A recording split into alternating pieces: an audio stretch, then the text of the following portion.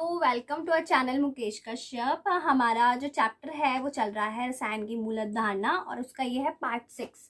और बच्चों मैं आपको बता दूं कि बहुत ही जल्द अगले एक दो वीडियोस में चैप्टर हम खत्म कर देंगे और फिर नेक्स्ट चैप्टर पे बढ़ेंगे और ये भी हम बहुत ही जल्दी नेक्स्ट वीडियोस लेके आएंगे। अच्छा बच्चों, पहले बात कर लेते हैं। मैंने आपको पिछले वाले वीडियो में कुछ क्वेश्चंस पूछे थे। मैंने आपसे एक नंबर के बारे में पूछा था और बाकी 2-3 न्यूमेरिकल्स के बारे में पूछा था। मुझे न्यूमेरिकल्स का कोई आंसर नहीं मिला है, बट हाँ, जो मैंने आपसे नंबर पूछा था कि इस नंबर को क्या बोलते हैं, तो इसे बोलते हैं एवोगाद्रो संख्या, जिसका आंसर अनीता दीक्षित ने दिया था। मुझे नहीं पता है किस सिटी से है। अगर आगे से अगर आप कमेंट डालते हैं तो अपना सिटी भी डालें ताकि हमें पता चल सके आप कहाँ से हैं। और अब आगे से जो भी, क्योंकि हम न्यूमेरिकल्स ही हैं इस चैप्टर में, तो मैं न्यूमेरिकल के आंसर्स पूछूंगी और जो भी आंसर्स उसके देगा कमेंट में तो हम उसके अगले वीडियो में उनका नाम भी जरूर बोलेंगे। लेकिन ध्यान रखिएगा कि नेक्स्ट वीडियो आने से पहले पहले आप उसका आंसर दे दें, कहीं आप बाद में दो और कहो फिर कि हमारा नाम नहीं दिया था। तो अनीता दीक्षित, वेल डन, आपने सही आंसर दिया। एवोगाद्रो संख्या बोलते हैं बच्चों इसे। उसके बाद अगला जो क्वेश्चन था वो था कि 2 मोल NaCl है। अगर आपको दिया है 2 मोल NaCl तो हमें इसमें इसकी द्रव्यमान बताना था। ये मैंने आपको क्वेश्चन दिया था पिछली वीडियो में, तो हम इसका आंसर देख लेते हैं कैसे था। देखो बच्चे, 2 मोल NaCl हमें दिया था। हमारे पास फॉर्मूला होता है मोलों की संख्या बराबर द्रव्यमान बटे परमाणु द्रव्यमान। ये मैं आपको लास्ट वीडियो में बता चुकी हूँ। पहले हम देखते हैं हमें गिवन क्या क्या है। n यानी कि मोलों की संख्या हमें कितनी दी है, 2 मोल दिया था, तो n बराबर 2 मोल दिए हैं। NaCl का परमाणु द्रव्यमान कितना होता है वो हम निकालेंगे। Na का परमाणु भार प्लस Cl का परमाणु भार। बच्चों Na का 23 होता है और Cl का 35.5। जिन्हें ये नहीं पता है वो याद कर लें। हो सकता है आपको क्वेश्चन में दिया हो और हो भी सकता है आपको नहीं दिया हो, तो आपको याद होना चाहिए। तो आप जब इन दोनों को ऐड करोगे तो इसका आंसर आएगा 58.5। हमें द्रव्यमान फाइंड आउट करना है, तो मोलों की संख्या की जगह हम मोलों की संख्या लिखेंगे जो 2 दी है। द्रव्यमान हम नहीं जानते और परमाणु द्रव्यमान 58.5 दिया है। अब बच्चों यहाँ पे देखो, ये क्रॉस मल्टीप्लाई होगी। नीचे अगर आप इसे 1 माने तो द्रव्यमान की इससे और 2 की इससे, इसकी मल्टीप्लाई जब होगी तो 2 की इससे मल्टीप्लाई हो जाएगी और द्रव्यमान इधर आ जाएगा। तो द्रव्यमान इक्वल्स टू 2 इंटू 58.5। और बच्चों जब आप इसे सॉल्व करोगे तो ये आएगा 117.0 यानी कि 117 ग्राम, और यही हमारा आंसर होगा। ऐसे ही बच्चों दूसरा था 3 मोल O2, यानी यहाँ पे 3 मोल O2 के दिए थे, तो हमसे द्रव्यमान पूछा था, तो n बराबर 3 मोल यानी मोलों की संख्या, और O2 का अणुभार हमने निकाला था 2 गुणा O का परमाणु भार। O का परमाणु भार होता है 16, जैसे कि मैंने आपको बताया, आपको याद होना चाहिए, और 16 दूनी 32, तो ये हमारे पास 32 आया। अब हम इसे फॉर्मूले में डालेंगे। फॉर्मूला हमारे यहाँ से बना था द्रव्यमान बराबर मोलों की संख्या गुणा आणविक द्रव्यमान या परमाणु द्रव्यमान। बच्चों मैंने यहाँ पे आणविक द्रव्यमान इसलिए लिया क्योंकि O2 एक अणु है, परमाणु नहीं है। परमाणु वो तब होता जब खाली O होता, यहाँ पे वो एक अणु है, इसलिए मैंने आणविक द्रव्यमान, यहाँ पे अणुभार भी लिख सकते हो। तो यहाँ 3 की गुणा किससे करेंगे हम, 32 से, क्योंकि आणविक द्रव्यमान 32 था, मोलों की संख्या 3 थी। तो हमारा M यानी कि द्रव्यमान को M से शो करते हैं, 96 ग्राम आया, और यही हमारा आंसर है। ठीक है। अब अगला क्वेश्चन जो मैंने आपसे पूछा था वो था कि अगर कणों की संख्या दी हो तो मोलों की संख्या ज्ञात करना। उसमें मैंने आपको एक करके दिखाया था और एक दिया था। तो जो मैंने दिया था वो ये था 6.0 इंटू 10⁻21 H2O अणु की बात हुई थी और मोलों की संख्या पूछी थी। तो ये कणों की संख्या दी है, हमें दिया क्या है, कणों की संख्या बराबर 6.0 इंटू 10⁻21 अणु।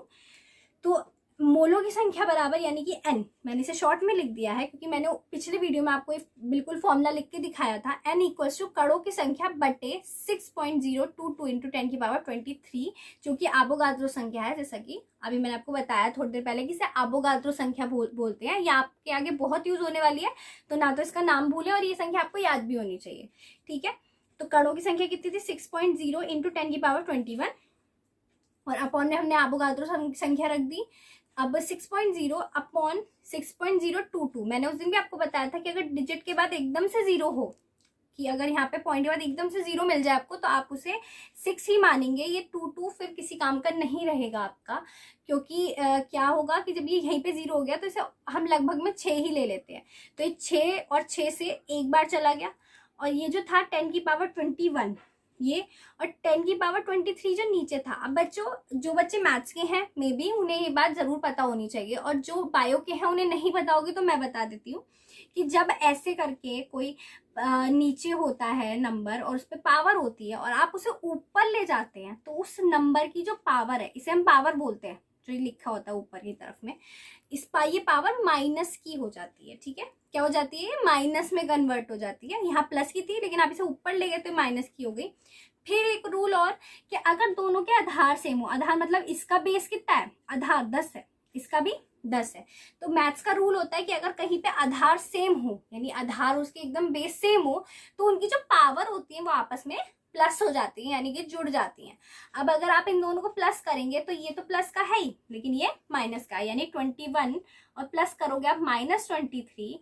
फिर अगर आप इसे ब्रैकेट से बाहर निकालोगे तो प्लस माइनस माइनस हो जाएगा ये, और 21 और 23 को अगर आप घटाएंगे तो 2 बचेगा। लेकिन मैथ्स का रूल होता है कि जहाँ पे जो संख्या का सिंबल, जो संख्या बड़ी होती है, हम उसके चिन्ह का प्रयोग करते हैं। तो यहाँ 21 बड़ा है, 23 बड़ा है, तो हम 23 का चिन्ह प्रयोग करेंगे, यानी -2। तो यानी इन दोनों को घटाकर -2 आएगा, तो 10 हमारा ऐसे ही रहा क्योंकि ये आधार था, और इन दोनों को जब जोड़ा हमने तो जुड़ने के बाद इनका आया -2। तो 1 गुणा -2 यानी कि 10 की पावर -2, या इसे आप लिख सकते हो 1/100 भी आप लिख सकते हैं। वो कैसे लिख सकते हैं, जैसे ये पावर ऊपर गई थी तो माइनस की थी, तो नीचे आएगी तो प्लस की भी तो हो जाएगी ना दोबारा से, यहाँ ये प्लस की हो गई, और आप 1/10 की पावर 2 को खोलकर, क्योंकि ये पावर 2 है, इसका मतलब है कि 2 जीरो, आप 2 जीरो नीचे बढ़ा सकते हो, तो ये 1/100 भी आप इसे लिख सकते हो, 10 की पावर -2 भी लिख सकते हो मोल, यही इसका आंसर है। तो जो पिछले हमारे जो न्यूमेरिकल्स थे, अगर आपको उसमें प्रॉब्लम थी तो आपकी सॉल्व हो गई होगी, और कोशिश कीजिएगा कि आज जो मैं आपको दूं, आप नेक्स्ट वीडियो में मुझे उसका आंसर जरूर दे दें, क्योंकि तभी आपकी प्रैक्टिस भी हो पाएगी, और अच्छा होगा कि आपका वीडियो में नाम भी भूलेगा, और अपना सिटी जरूर बताएं आगे कि आप कहाँ से हैं। ठीक है, तो हम आगे बढ़ते हैं। देखो बच्चों, अब हम पढ़े प्रतिशत संगठन, यानी कि इस प्रतिशत संगठन से हमें क्या फायदा है, इसको आप कह सकते हो यौगिकों में तत्वों की प्रतिशत मात्रा ज्ञात करना। कि आपको एक यौगिक दिया, जैसे आपको एक NaOH दिया, और आपसे कहा उस NaOH में Na की मात्रा कितनी है, यानी Na कितने % है, वो हमें बताओ। तो आप वो कैसे बताओगे, वो आप इस फॉर्मूले के जरिए बता सकते हो कि अगर कोई यौगिक दिया है और उसमें एक पर्टिकुलर तत्व की आपसे बात पूछी है, तो आप उसका आंसर दे सकते हो। हम ये आपको करके भी दिखाएंगे, पहले फॉर्मूला देख लेते हैं क्या होता है। तत्व की प्रतिशत मात्रा बराबर यौगिक में तत्व का द्रव्यमान, यानी वो जो यौगिक है उसमें वो तत्व का द्रव्यमान क्या है, यानी कितना वो तत्व है उपस्थित, उसका भार, वेट कितना है, परमाणु द्रव्यमान कितना है, बटे यौगिक का आणविक द्रव्यमान, यानी टोटल यौगिक का जो आणविक द्रव्यमान था वो कितना है, और गुणा कर देंगे उसकी 100 से। ये तो है इसका फॉर्मूला, आप इसे बॉक्स में बंद कर लें और एक जगह लिख लें। अब हम इस पे बेसिक न्यूमेरिकल कराते हैं, तो आपको ये बहुत अच्छे से क्लियर हो जाएगा कि कैसे निकालते हैं आके। देखो बच्चों, एक एग्जाम्पल के थ्रू हम दे रहे हैं कि क्वेश्चन है यूरिया में N यानी नाइट्रोजन की प्रतिशत मात्रा ज्ञात कीजिए। यानी हमसे इन्होंने पूछा कि यूरिया में नाइट्रोजन की प्रतिशत मात्रा कितनी होने वाली है। तो पहले उसके लिए नाइट्रोजन की प्रतिशत मात्रा ज्ञात करने के लिए आपको यूरिया का अणुसूत्र भी तो पता होना चाहिए। अब अणुसूत्र क्या होता है, देखो बच्चों, हम जैसे केमिकल लैंग्वेज में जब हम किसी भी यौगिक को लिखते हैं, वो उसका अणुसूत्र होता है कि आप उसे तत्वों के रूप में लिखो। जैसे कि आप नमक होता है, लेकिन नमक को NaCl बोलते हैं, तो ये इसका अणुसूत्र है, क्योंकि ये केमिकल नाम है, इसका अणुसूत्र बोलते हैं केमिकल नेम को। या फिर मतलब रासायनिक नाम अलग होते हैं, रासायनिक नाम इसका सोडियम क्लोराइड है, लेकिन आप जब इसे लिखेंगे तो आप इस तरीके से, इसे सिंबल वाइज लिखेंगे तो इस तरीके से लिखेंगे। तो हम यूरिया को कैसे लिखते हैं, NH2CO NH2। ये मैंने आपको इसलिए यूरिया का एग्जांपल लिया क्योंकि यूरिया आपको आगे काम आएगा, आप रिएक्शंस में यूज भी करोगे, क्योंकि अब आपको बहुत जरूरी हो जाता है कि आप जो कंपाउंड्स के बारे में पढ़ते जाओ उन्हें याद रखते जाओ, क्योंकि आपकी सेकेंड बुक में बहुत ज्यादा यूज होने वाले हैं ये। ठीक है, NH2CO NH2, इसमें हमें क्या ज्ञात करनी है, N की प्रतिशत मात्रा ज्ञात करनी है। तो पहले हम फॉर्मूला लिख लेते हैं। फॉर्मूला क्या था, तत्व की प्रतिशत मात्रा बराबर यौगिक में उस तत्व का द्रव्यमान बटे यौगिक का आणविक द्रव्यमान,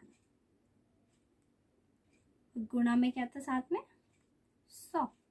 ठीक है, तो यौगिक में उस तत्व का द्रव्यमान। आप पहले बताएं कि नाइट्रोजन के बारे में हम बात करें तो नाइट्रोजन इस यौगिक में कितनी जगह है, एक ये रहा और एक ये रहा, यानी नाइट्रोजन यहाँ पे 2 बार है। तो इसमें नाइट्रोजन का परमाणु भार हम निकालेंगे, परमाणु भार कितना होता है, नाइट्रोजन का परमाणु भार होता है हमारा 14। लेकिन बच्चों यहाँ पे नाइट्रोजन कितनी बार है, 2 बार है, यानी कि n इंटू एन, यहाँ पे n हमारा 2 बार यूज हुआ है। तो यहाँ पे क्या होगा, 2 बार n है तो n2, इसे हम n2 लिख लेंगे।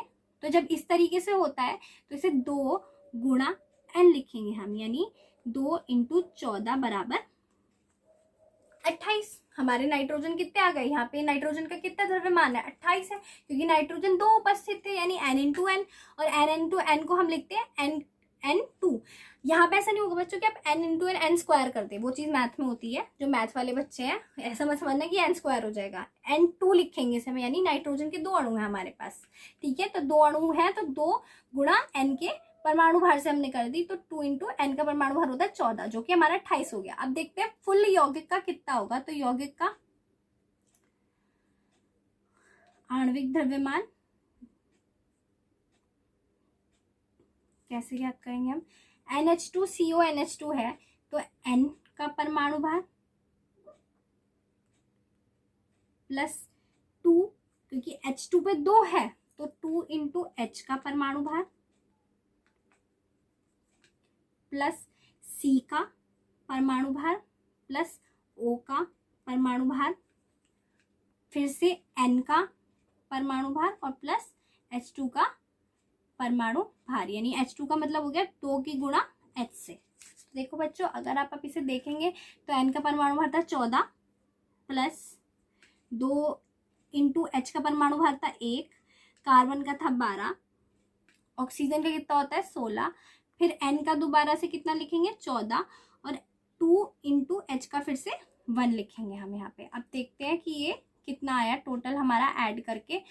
मैं इस क्वेश्चन को यहाँ पे स्पेस नहीं है, मैं इसे यहाँ पे कर दे रही हूँ। ठीक है, मैं इसे यहाँ पे कर देती हूँ, वहाँ पे स्पेस नहीं बचा। तो 14 plus 2 plus 12 plus 16 plus 14 plus 2, 2 into 1 2, यानी कि अब देखते हैं क्या आता है। 14 और 2 16, 16 एंड 16 32, 32 और 14, 32 और 12 ले लेते हैं पहले। 32 और 12 कितना हो गया 44, यहाँ तक हमारा इतना 44, 44 और 2 46, 46 और 46 में 14 ऐड करेंगे तो हमारा ये कितना हो जाएगा 60 हो जाएगा पूरा, यानी यूरिया का हमारे पास परमाणु भार कितना आ गया 60 आ गया। अब बच्चों हमारा फॉर्मूला जो था हम इसे फॉर्मूला में पुट करेंगे। फॉर्मूला था तत्व की प्रतिशत मात्रा कितनी थी, यौगिक में उस तत्व का द्रव्यमान कितना था 28 था, और यूरिया का हमारा कितना आया, यौगिक का आणविक द्रव्यमान जो कि कितना आया 60 आया। ऐसी गुणा किससे करेंगे हम 100 से। ठीक है, अब इसको देखते हैं हम कैसे कट कर सकते हैं।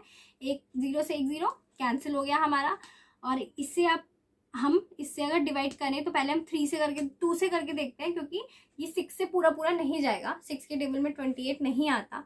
तो 2 3 ज़ा 6, 2 1 ज़ा 2, 2 4 ज़ा 8। ठीक है, तो ये हो गया हमारा 140/3। तो अगर अब इसे हम कैंसिल करने की कोशिश करें तो कितना आएगा देखते हैं। 3 4 ज़ा 12 हमारा, और ये 20 हो गया, तो 3 4 ज़ा 12, और यहाँ पे कैरी हो गया 2, तो 3 6 ज़ा 18, फिर 2 बचा, हम पॉइंट लगाएंगे 0 बढ़ाएंगे वो 20 हो जाएगा फिर से, और फिर ये 46.6, ये आगे ऐसे ही बढ़ता रहेगा। आप ऐसे आपको नहीं आती है, आप सिंपली साइड में डिवाइड करके इसे सॉल्व करके देख सकते हैं एक बार। ठीक है, तो कितना आ गया 46.6 आ गया। तो अगर हमें किसी तत्व की परसेंटेज पता करनी है तो क्या करेंगे, यौगिक में उस तत्व का द्रव्यमान बटे यौगिक का आणविक द्रव्यमान और गुणा उसकी 100 से कर देंगे। और ये एग्जाम्पल आप अच्छे से समझ लीजिएगा, आप कैलकुलेशन इसकी खुद भी ट्राई करके देख सकते हैं। ठीक है। और एक क्वेश्चन ये मैंने कर दिया बच्चों, एक क्वेश्चन आपके लिए कि एथेनॉल में कार्बन तथा ऑक्सीजन का द्रव्यमान प्रतिशत क्या होगा। यानी आपको एथेनॉल होती है एथिल अल्कोहल, इसका सूत्र अणुसूत्र में लिख दे रही हूँ C2H5OH। इसमें आपको कार्बन यानी C2 के बारे में, C2 की परसेंटेज बतानी है तथा ऑक्सीजन यानी इस O की परसेंटेज बतानी है। और आप इसका आंसर मुझे कमेंट बॉक्स में दे दीजिएगा। ठीक है, अब आगे बढ़ते हैं। अब देखो बच्चों, हमें अब क्या फाइंड आउट करना है, सांद्रता ग्राम प्रति लीटर में या शक्ति किसे कहते हैं। ठीक है, सांद्रता या शक्ति किसे कहते हैं हम। देखो बच्चों, सांद्रता विलय की वह मात्रा है जो निश्चित आयतन के विलयन में घुली होती है।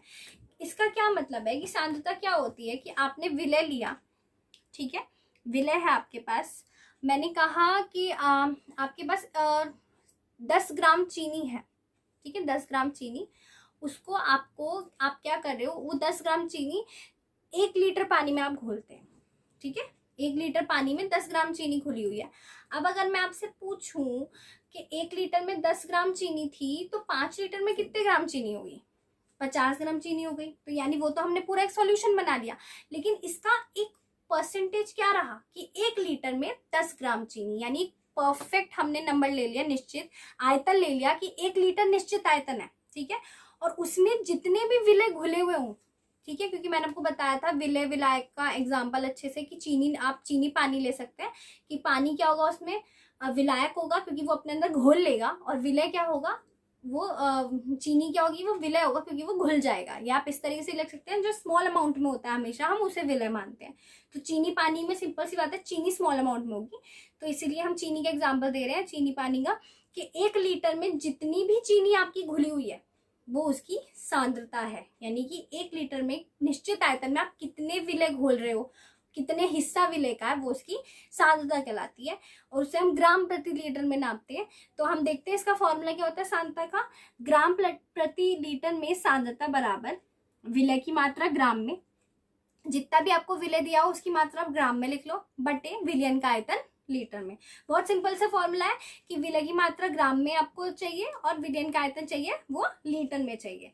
इसको एक एग्जांपल से देखते हैं। देखो बच्चों, एग्जांपल है, एक विलयन के 20 ml में 5 ग्राम विलय घोला है, इस विलयन की सांद्रता ज्ञात कीजिए। ठीक है, देखते हैं इसे हम करके। तो देखो पहले हमें क्या क्या दिया है, हमें दिया है विलय की मात्रा, लिख लेते हैं गिवन क्या क्या है। विलय की मात्रा कितनी दी है, 5 ग्राम। ठीक है, यहाँ पे विलय की मात्रा कितनी है, 5 ग्राम है, तथा उसका आयतन, विलयन का आयतन कितना है, विलयन का आयतन है 20 लीटर, 20 ml सॉरी मिलीलीटर। ठीक है, 20 मिलीलीटर। लेकिन अगर हम फॉर्मूले पे जाएं तो फॉर्मूले में था कि विलय की मात्रा तो हमें ग्राम में चाहिए थी, लेकिन विलयन का आयतन हमें लीटर्स में चाहिए था। तो बच्चों हम इसे लीटर में कन्वर्ट करेंगे, तो ml से लीटर में जब हम कन्वर्ट करते हैं तो हम 1000 से उसकी भाग कर देते हैं। तो हम इसकी 1000 से भाग करेंगे तो ये लीटर में कन्वर्ट हो जाएगा। ठीक है, तो अब देखते हैं, 1 0 से 1 0 कैंसिल, और 2 एकम 2, 2 पंजे 10, और ये 0 हमने ऐसे उतारे हैं, 1/50 लीटर। ये क्या हो गया, हम पे विलयन का आयतन हो गया लीटर में और विलय की मात्रा ग्राम में। अब हम फॉर्मूला लगा देते हैं, ग्राम प्रति लीटर में सांद्रता, ग्राम प्रति लीटर में सांद्रता, विलय की मात्रा कितनी थी, 5 ग्राम, बटे उसका विलयन का आयतन लीटर में कितना है, 1/50 है यहाँ पे ये।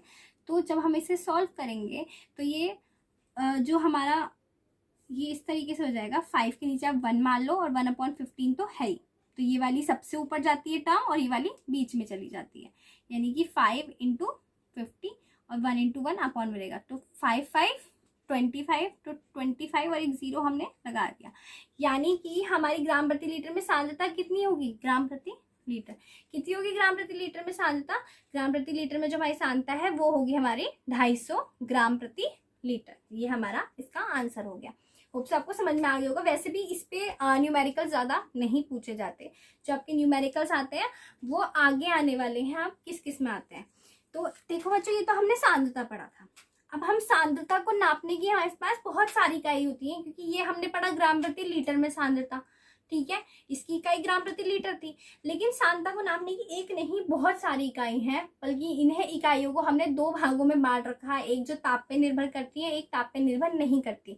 लेकिन ये कॉन्सेप्ट आपके में अभी नहीं है, ये आपके 12th में है। इस बार 11th में एनसीईआरटी में जो जो आपको पढ़ना है वो सिर्फ 4 या शायद 5 है जो इकाई आपको पढ़नी है, तो हम वो 4-5 इकाई आपको पढ़ा देते हैं। बाकी आप अगले 12th में सॉल्यूशन चैप्टर है विलियन, दूसरा चैप्टर आपका, उसमें आप इनको और डिटेल में पढ़ने वाले हो। तो यहाँ से आप जो भी पढ़ो उसे भूलना मत, क्योंकि अगले साल बहुत काम में आने वाला है, ठीक है। तो देखो बच्चों, सांद्रता की पहली इकाई जो एनसीईआरटी आपके कोर्स में देती है वो है द्रव्यमान प्रतिशत या भार प्रतिशत, यानी वेट बाय वेट परसेंटेज भी हम इसे बोलते हैं। इंग्लिश में अगर कहें तो वेट बाय वेट परसेंटेज, तो इसको शो करने का सिंबल होता है W/W परसेंटेज, ठीक है। तो देखो बच्चों, इस जो संबंध है इसे निम्न संबंध द्वारा दिखाया जाता है। इसे कैसे दिखाते हैं हम? वेट बाय वेट परसेंटेज बराबर विलय का द्रव्यमान, यानी कि क्वेश्चन में अगर आपसे पूछा है कि इसकी वेट बाय वेट परसेंटेज यानी द्रव्यमान बटे द्रव्यमान प्रतिशत आप हमें बताएं, तो विलय का द्रव्यमान बटे विलयन का द्रव्यमान, और इसकी गुणा हम 100 से कर देते हैं, ठीक है। जो आपको क्वेश्चन में विलय का द्रव्यमान दिया होगा, विलयन का द्रव्यमान दिया होगा, आप वो रखेंगे और इसकी गुणा 100 से कर देंगे। इस पे बेस में आपको न्यूमेरिकल नहीं कराने वाली, क्योंकि इस पे बेस न्यूमेरिकल्स आपके में नहीं पूछे जाते हैं, और वैसे भी ये आपका अगली क्लास का मेन टॉपिक है, अभी का नहीं। अभी जो हमारा नेक्स्ट इकाई है वो हमारे लिए बहुत इंपॉर्टेंट है, मैं इस पर लिख दे रही हूँ इंपॉर्टेंट, क्योंकि इससे न्यूमेरिकल बनता है मोलरता या मोलैरिटी। इसे इंग्लिश में मोलैरिटी भी बोलते हैं, मैं लिख देती हूँ मोलैरिटी, ठीक है। इसे हम कैपिटल M से दिखाते हैं, बड़ा M बनाते हैं, उससे दिखाते हैं। तो क्या होता है मोलरता? बहुत अच्छे से समझना, क्योंकि आपके आगे भी बहुत काम किया और अब भी बहुत काम की है। किसी विलयन के 1 लीटर में विलय के जितने मोल घुले होते हैं वह इस विलयन की मोलरता कहलाती है। इसे कैपिटल M से प्रदर्शित करते हैं। देखो बच्चों, क्या है कि कोई विलयन है, उसका 1 लीटर है, उसके 1 लीटर में विलय के जितने मोल घुले हुए हैं, जितने भी मोल, वो उसकी क्या कहलाएगी? मोलरता कहलाएगी। अब अगर आप सोच रहे हो तो आपने अभी सांद्रता पढ़ी ग्राम प्रति लीटर में, वो भी कुछ इसकी जैसी थी कि विलय की मात्रा ग्राम में और विलयन का आयतन लीटर में। उस डेफिनेशन और इस डेफिनेशन में सिर्फ इतना फर्क है, ये बिल्कुल एक सी है कि ऊपर जो आप बात कर रहे हैं विलय की मात्रा की बात है, वहां पे यानी विलय का भार की बात है, यहाँ पे विलय के मोलों की संख्या की बात है। तो कंफ्यूज मत होना, उसमें विलय की मात्रा की बात थी या भार की बात थी, यहाँ पे विलय के मोलों की संख्या की बात है। बट्टे में विलयन का आयतन है, उसमें भी लीटर में था, इसमें भी लीटर में है, तो कंफ्यूज होने की जरूरत नहीं है, इसमें मोलों की संख्या की बात होने वाली है आपकी, ठीक है। तो देखो बच्चों, 1 लीटर में जितने भी विलय के मोल घुले हुए हैं वो आपकी मोलरता कहलाएगी। जितना 1 लीटर आपने लिया और उसमें जितने विलय के मोल आपने घोले वो उसकी मोलरता। अब बच्चों, मोलों की संख्या निकालना मैं आपको पहले भी बता चुकी हूँ, अभी अब इससे पहले हमने न्यूमेरिकल्स भी करे हैं उसके। अब देखते हैं इसका फॉर्मूला क्या है। विलयन की मोलरता बराबर विलय के मोलों की संख्या बट्टे विलयन का आयतन लीटर में। देखा आपने कि उसमें और फॉर्मूले में सिर्फ इतना अंतर है, उसमें विलय की मात्रा ग्राम में थी, यहाँ विलय के मोलों की संख्या, और विलयन का आयतन हमें लीटर में पूछा गया है। अब बच्चों, विलय के मोलों की संख्या का फॉर्मूला क्या होता है, ये अभी हमने पिछली वीडियो में पढ़ा है कि विलय के मोलों की संख्या यानी N बराबर कितना होता है? W यानी विलय का भार बटे विलय का परमाणु भार यानी M' W/M' से हम उसे शो करें। यहाँ पे मैंने आपको शॉर्ट में फॉर्मूला लिखा है, आपने पिछली वीडियो में देखा होगा और अभी भी हमने इसका एक न्यूमेरिकल देखा था। तो N = W/M', इससे हम इसे शो करते हैं, यानी ये हमारे विलय के मोलों की संख्या है। अब बच्चों, अगर इन विलय की मोलों की संख्या की जगह मैं ये वाला फॉर्मूला डालूं, यानी विलय की मोलरता बराबर विलय की मात्रा या भार, जो कि हमने लिखा W या द्रव्यमान, बटे विलय का अणुभार, ये विलय का परमाणु भार, जो भी आपको दिया हो, अणुभार दिया हो तो, परमाणु भार दिया हो तो, ये जो आपको निकालना हो, ये दोनों हमने विलय की मोलों की संख्या रखे इंटू 1/, क्योंकि ये अपॉन में था, इंटू 1/, विलयन का आयतन लीटर में। ये फॉर्मूले को हमने खोल के लिख दिया है। अदरवाइज आपका जो मेन फॉर्मूला बनता है वो ये है कि विलय की मोलरता बराबर विलय की मोलों की संख्या बटे विलयन का आयतन लीटर में। और ये आप पहले भी विलय की मोलों की संख्या निकाल चुके हैं, विलयन का आयतन भी आपको निकालना आता है। अब इस फॉर्मूले को शॉर्ट में देखें हम इस वाले को, तो M यानी मोलरता हम कैपिटल M से शो करते हैं। विलय का भार या द्रव्यमान हमने W से दिखा दिया, बटे में विलय का अणुभार हमने m डैश से शो करा है और विलयन का आयतन हमने V मतलब आयतन और L मतलब, क्योंकि हमें लीटर में चाहिए, मैंने VL इसलिए लिखा है। ठीक है, आपको अगर न्यूमेरिकल करने हो तो आप इस फॉर्मूले का ज्यादा यूज करें, क्योंकि क्या होगा इसमें आपको सब चीजें एक ही जगह मिल जाएंगी, आपको पहले मोलों की संख्या नहीं निकालनी पड़ेगी, अदरवाइज आप मोलों की संख्या निकाल कर भी कर सकते हो। तो एक न्यूमेरिकल इसका देख लेते हैं। फॉर एग्जाम्पल देखो बच्चों, ये न्यूमेरिकल है 5 ग्राम NaOH में बने 400 ml विलयन की मोलरता क्या होगी। पहले हम देखते हैं हमें दिया क्या क्या है, गिवन है। पहले बच्चों हमें ये जानना जरूरी है कि इसमें विलय क्या है। ठीक है, मैंने अभी आपको बताया कि विलय जो घुल जाता है, या हम सबसे बढ़िया पहचाने का तरीका कि विलय की अमाउंट कम होती है। तो 5 ग्राम ज्यादा है कि 450 ml, सिंपल सी बात है, 5 ग्राम 450 ml ज्यादा है, यानी 5 ग्राम हमारा कम है, यानी NaOH क्या है, 5 ग्राम NaOH हमारा विलय है। NaOH विलय है तो विलय की मात्रा कितनी दी है, 5 ग्राम, यानी विलय की मात्रा यानी कि W, हम इसे सिंबल से दिखाएं तो W कितनी दी है, 5 ग्राम हमें दी है, ये हमें पता है कि 5 ग्राम है। ठीक है, अब हमें क्या निकालना है, विलय का हमें अणुभार भी चाहिए, अणुभार यानी कि M डैश, क्योंकि हम फॉर्मूले को देख के चल रहे हैं कि फॉर्मूले में क्या क्या था, W था, M डैश था और विलयन का आयतन लीटर में यानी VL था। तो ये 3 चीजें हमें चाहिए, तो हम निकाल सकते हैं। विलय का अणुभार कितना है, M डैश, वो हमें निकालना पड़ेगा। NaOH का अणुभार कैसे निकालेंगे, Na का परमाणु भार प्लस O का परमाणु भार प्लस H का परमाणु भार। ठीक है, Na का 23 होता है, O का 16 होता है और हाइड्रोजन का 1 होता है। आप इन सबका टोटल करेंगे तो ये आएगा 40। ठीक है, ये हमारे पास कितना जाएगा, 40 आ जाएगा। तो विलय की मात्रा आ गई, विलय का अणुभार आ गया। अब हमें क्या चाहिए, विलयन का आयतन चाहिए, विलयन का आयतन, वो भी लीटर में।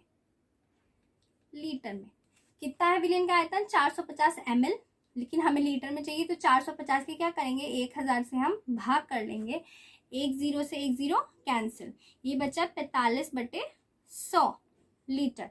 ठीक है, अब आप इसे 0.45 भी लिख सकते हो, क्योंकि नीचे 100 है, अदरवाइज आप इसे काट के भी लिख सकते हो। हम काट के लिख देते हैं, देखो बच्चों, काटते हैं इसे, 5 निम 45 और 5 दूनी 10, यानी कि ये हुआ 9/20 हमारे पास आ गया विलयन का आयतन, 9/20। ठीक है, अब क्या करते हैं, फॉर्मूला लगाते हैं। हमारे पास मोलों की मोलरता का फॉर्मूला था M = W/M dash into PL।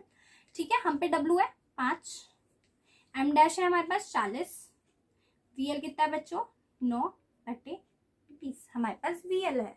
ठीक है, देखो यहाँ से इसे काटते हैं, पहले 1 से 1 0 कैंसिल, 2 2 4। ठीक है, तो ये हो गया हमारा 5/2 इंटू 9, यानी 5/18।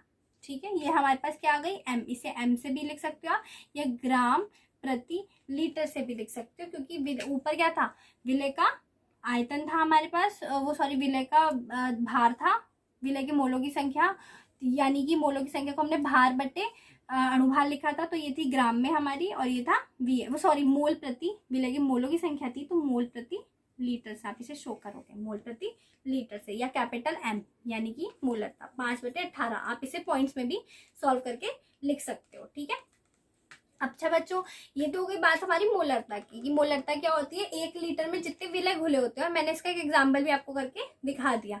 अब बच्चों हम बात करते हैं मोलरता और मोललता, इन दोनों वर्ड्स में कंफ्यूजन होता है, उसमें लरता होता है, ये ललता होता है, वो मोलैरिटी है, ये मोलैलिटी है। ठीक है, मोलैलिटी ये क्या होती है, किसी विलायक के, उसमें बात थी किसी विलयन की, यह किसी विलायक के केजी में यानी किलोग्राम में घुले विलय के मोलों की संख्या उसकी मोललता को प्रदर्शित करती है, इसे स्मॉल m से दर्शाते हैं। बच्चों वहां क्या था, विलयन के 1 लीटर आयतन में मोलों की संख्या की बात थी, यहाँ विलायक के किलोग्राम में द्रव्यमान में, वहां आयतन की बात थी, यहाँ द्रव्यमान की बात है, तो कहीं कंफ्यूज मत हो जाना, वहां पे आपको आयतन मिलेगा, यहाँ पे आपको किलोग्राम में बात मिलेगी कि विलायक के केजी में द्रव्यमान में विलय के मोलों की संख्या क्या होती है, उसकी मोललता को प्रदर्शित करती है, इसे M से प्रदर्शित करते हैं। अब मोललता का फॉर्मूला, विलय के मोलों की संख्या जो हमारे पास पहले भी था, विलय की मोल की संख्या बटे विलायक का द्रव्यमान किलोग्राम में। बच्चों वहां पे था विलियन का आयतन लीटर में और यहाँ पे है विलायक का द्रव्यमान किलोग्राम में। यानी जहां पे आपको क्वेश्चन में दोनों चीजें ग्राम में मिले या किलोग्राम में मिले, मतलब वहां पे आपको मोलरता यूज करनी है, और जहां पे 1 ग्राम में और 1 लीटर में हो वहां आपको मोलरता यूज करनी है। ठीक है, तो बच्चों मोलरता का फॉर्मूला ये था। विलय के मोलों की संख्या हमने पहले भी निकाली थी, विलय का ग्राम में मात्रा या भार या द्रव्यमान बटे विलय का अणुभार, और गुणा कर देंगे 1 बटे, क्योंकि अपॉन में आ रहा था विलय का द्रव्यमान किलोग्राम में। ठीक है, अब देखो इसे सिंबल में अगर हम लिखें तो मोलरता को हमने स्मॉल m कह दिया, विलय की ग्राम में मात्रा को हमने W से कह दिया, विलय का अणुभार हमने m' से कर दिया, और जो हमारा विलय का द्रव्यमान था उसे हमने कैपिटल W से शो किया। विलय की मात्रा स्मॉल w से और द्रव्यमान kg में, यहाँ पे kg जो है ये W के साथ है, kg में विलायक का द्रव्यमान kg में हमने कैपिटल W से शो कर दिया। ठीक है, ये हमारे पास इसका सूत्र हो गया। तो आप मोलरता में कंफ्यूज ना हो, वहां पे मोलरता में विलियन का आयतन क्या होता है लीटर में, और यहाँ पे विलायक का द्रव्यमान है किलोग्राम में। ठीक है, अब क्वेश्चन देखते हैं। देखो बच्चों क्वेश्चन क्या है, 10 ग्राम NaOH को 500 ग्राम जल में, यहाँ पे ये भी ग्राम में है और ये भी ग्राम में है, जबकि वहां क्या था एक चीज ग्राम में थी और एक चीज ml में थी, यानी लीटर्स मिलीलीटर्स में थी। तो यहाँ दोनों आपको ग्राम में मिल रही हैं, तो इसलिए कंफ्यूज ना हो बिल्कुल भी। जल में विलय किया गया विलियन की मोलरता की गणना कीजिए। पहले देखते हैं गिवन क्या क्या है। हमें पता चल चुका है विलय NaOH है क्योंकि इसकी मात्रा कम है। तो विलय की मात्रा यानी W 10 ग्राम, विलय का अणुभार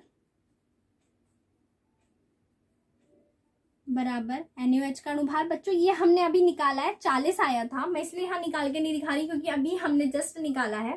ठीक है, NaOH का अणुभार 40 हो गया हमारा, और विलायक का द्रव्यमान यानी कैपिटल W किलोग्राम में, ये स्मॉल w था, सॉरी ये m' था और ये स्मॉल w था।